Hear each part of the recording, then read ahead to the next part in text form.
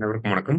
நம்ம டெய்லியும் prelims and mains point of வியூல 5 கொஸ்டின்ஸ் கரண்ட் அஃபேர்ஸ்ல இருந்து பார்க்குறோம். இன்னைக்கு என்ன கொஸ்டின்ஸ் இருக்கு அப்படின்னு சொல்லி பார்ப்போம். ஃபர்ஸ்ட் ஒன் பார்த்தீங்கன்னா, the Kalaimamani award is presented by அப்படின்னு சொல்லி கேட்டிருக்காங்க. கலைமாமணி விருது யாரால் வழங்கப்படுகிறது அப்படின்னு சொல்லி பார்த்தீங்கன்னா, தமிழ்நாடு இயல் இசை நாடக மன்றம் அவங்க தான் இந்த கலைமாமணி விருதுகளை வழங்குறாங்க. சரியா? இந்த வருஷம் 2021, 22, 23 சேர்த்து வச்சு ஒரு 90 பேருக்கு இந்த கலைமாமணி விருதுகளை வழங்க போறோம் அப்படின்னு சொல்லி தமிழக அரசாங்கம் அறிவிச்சிருக்கிறாங்க. சரியா?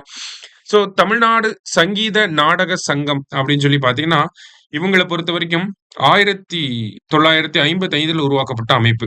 இந்த அமைப்ப தான் பிற்காலத்துல 1973ல தமிழ்நாடு இயல் இசை நாடக மன்றம் அப்படின்னு சொல்லி பெயர் மாற்றம் செய்யப்பட்டிருக்கும். சரியா? முக்கியமான ஒரு விஷயம். அடுத்தது கலக்ஷேத்ரா அகாடமி அப்படிங்கிறது பாத்தீங்கன்னா, நமக்கு 1936ல ருக்மணி தேவி அருண்டேல் அவங்களால உருவாக்கப்பட்டிருக்கும். சரியா? கலக்ஷேத்ரா அப்படிங்கிறது இந்த பரதநாட்டியம் அது ரிலேட்டடா இருக்கிறது. ஓகேவா? இதே லலித் கலா அப்படிங்கிறது பாத்தீங்கன்னா 1954ல வந்திருக்கும். லலித் கலா அகாடமி வந்து விஷுவல் ஆர்ட்டுக்காக இருக்கும். சரியா? பெயிண்டிங் அந்த மாதிரி இருக்கிறதுக்கு லலித் கலா அகாடமி. ஓகேவா? அடுத்தது Pradhan Mantri Swasthya Suraksha Yojana was announced in 2003 and launched in 2006 அப்படின்னு சொல்லி கொடுத்திருக்காங்க. ஃபர்ஸ்ட் ஸ்டேட்மெண்ட் கரெக்ட் தான். இந்த திட்டம் 2003ல announce Pannapattu 2006ல அறிமுகப்படுத்தப்பட்டிருக்கும். It was launched to correct regional imbalances in the availability of tertiary healthcare services and to augment facilities for quality medical education in the country அப்படின்னு சொல்லி கொடுத்திருக்காங்க. அதாவது டெர்ஷியரி ஹெல்த் கேர்ல இருக்கக்கூடிய கேப்பை வந்து மினிமைஸ் பண்ணணும். அதே மாதிரி குவாலிட்டியான மெடிக்கல் எஜுகேஷனை கொடுக்கணும் அப்படிங்கிறதுக்காக தான் இந்த பிரதான் மந்திரி ஸ்வஸ்திய சுரக்ஷா யோஜனா அப்படிங்கிறது கொண்டு வரப்பட்டுச்சு. சரியா?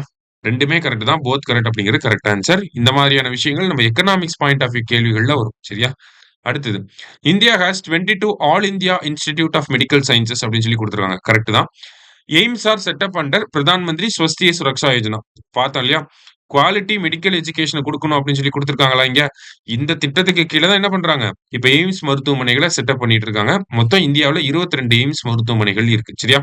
போத் கரெக்ட் அப்படிங்கிறது கரெக்ட் ஆன்சர். அடுத்தது The time period of National Multi-Sectoral Action Plan for Prevention and Control of Non-Communicable Diseases is அப்படின்னு சொல்லி கேட்டிருக்காங்க.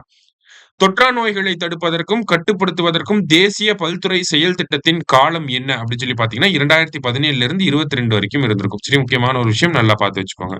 லாஸ்டா நேஷனல் ஆயுர்வேதா டே. பொதுவா பாத்தீங்கன்னா இந்த தேசிய ஆயுர்வேதா தினம் அப்படிங்கிறது நமக்கு இந்த தீபாவளிக்கு முன்னாடி நாள் செலிப்ரேட் பண்ணிட்டு இருப்பாங்க. இப்ப என்ன பண்ணிட்டாங்கன்னா ஒரு பிக்ஸ்டான ஒரு டேட்டை வந்து கொடுத்துட்டாங்க. நேஷனல் ஆயுர்வேதா டே பொறுத்த வரைக்கும் பிக்ஸ்டு டேட் அப்படிங்கிறது இருக்கு. என்ன டேட் அப்படின்னு சொல்லி பாத்தீங்கன்னா செப்டம்பர் 23. சரியா? இப்பதான் ரீசெண்டா தான் இந்த அனௌன்ஸ்மெண்ட் இருந்துச்சு. நல்லா பார்த்து வச்சுக்கோங்க. சரியா? நன்றி.